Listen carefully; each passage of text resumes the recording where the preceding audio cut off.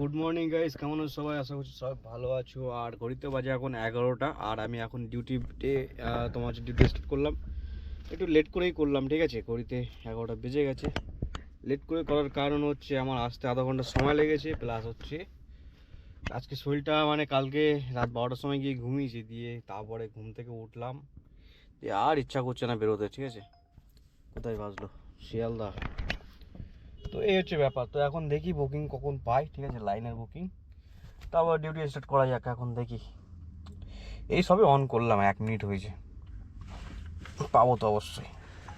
বাবিন টাবিন সেই সকাল থেকে নেমে গেছে মাঠে, তো একটু এসিটা চালাতে হবে, গাড়ির মধ্যে প্রচুর গরম। তো গাইস ফাইনালি ঘড়িতে এখন সময় হয়েছে দুপুর 2টো, আর এখন পুরো একটা বুকিং দিচ্ছে।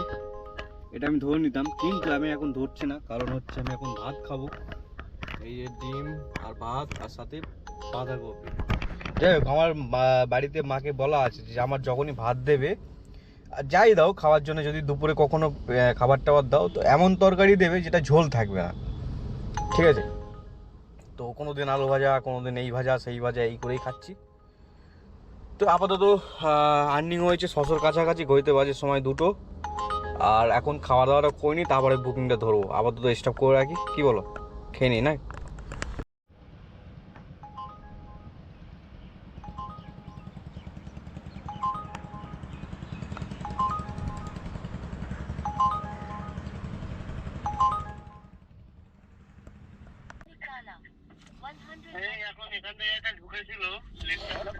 তো গাইস ফাইনালি আমি এই মুহূর্তে সল্টলেকে চলে এলাম। একটা নিউ টাউন থেকে প্যাসেঞ্জার নিয়ে তোমার এতে চলে গেছিলাম, সেটা হলো উল্টোডাঙ্গা।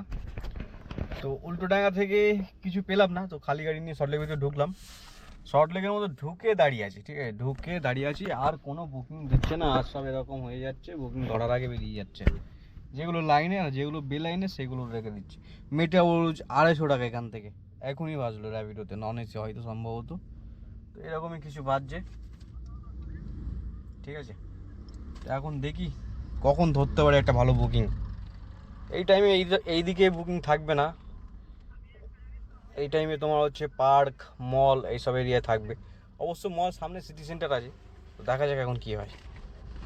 ফাইনালি এখন ঘড়িতে বাজে রাতের 9টা, আর বেশি কাজ হয়নি, ঠিক আছে। আজকের আর্নিং খুবই কম বলতে পারো, খুবই কম। তার একটা কারণ আছে, কারণ হচ্ছে তোমার 3টে সাড়ে 3টে থেকে পুরো 6টা অবধি আমি বসে যাই, মানে 2.5 ঘন্টা।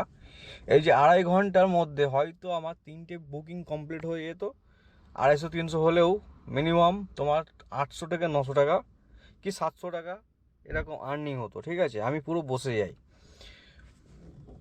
কেন হয়েছে তার সেটা বলতে পারবো না, কিন্তু অনুমান করা যায় যে তোমার সিটি সেন্টারের সাইডে ছিলাম, তো ওই টাইমে ওখানে লোক আসে, আর আমি ওখান থেকে নিয়ে যাওয়ার প্ল্যান করছিলাম, এরকম কিছু, ঠিক আছে, যে কারণে আমি বুকিং পাইনি।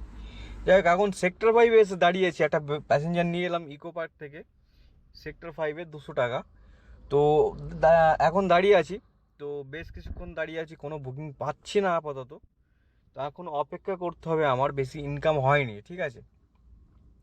সন্ধ্যের পরে মাত্র 2টো প্যাসেঞ্জার নিয়ে খালি জাস্ট আপ অ্যান্ড ডাউন করেছি, তাতে স্টপ বাজছে না কিছু। র্যাপিডো তোমার হচ্ছে উবার, কোনোটাই কোনো সাউন্ড করছে না। তো এখন অপেক্ষা করতে হবে আরও কিছুক্ষণ, বুকিং কখন পাই সেটার জন্যে।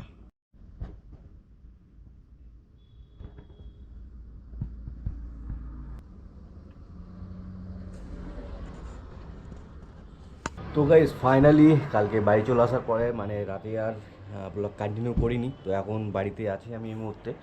আজকে বারে রবিবার, তো আজকের ব্লগ করব না, এই ব্লগটা এখানে শেষ করে দিচ্ছি, ঠিক আছে। কালকে শেষ করা হয়নি, তো যাই হোক, তোমাদের যেটা বলা হয়নি কি বলেছি আমি জানি না, ভিডিওতে মনে নেই।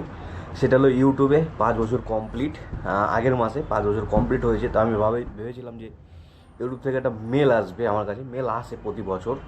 তো এবছরের মেলটা এখনও আমার কাছে এসে পৌঁছায়নি, ঠিক আছে, যে আমি কতদিন ধরে ইউটিউব করছি, সেই সব নিয়ে কোন ভিডিও বেশি হিট গেছে, এইসবগুলো মেল করে ওরা।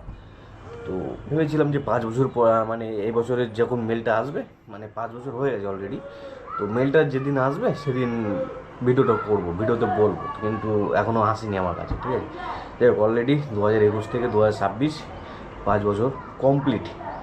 আর যে স্বপ্ন নিয়ে ভিডিও শুরু করেছিলাম, যে স্বপ্ন দিয়ে এখনও চালিয়ে যাচ্ছি, সেগুলো পরের ভিডিওতে বলবো। আপাতত বিদায় নিচ্ছি, টাটা বাই বাই সবাই।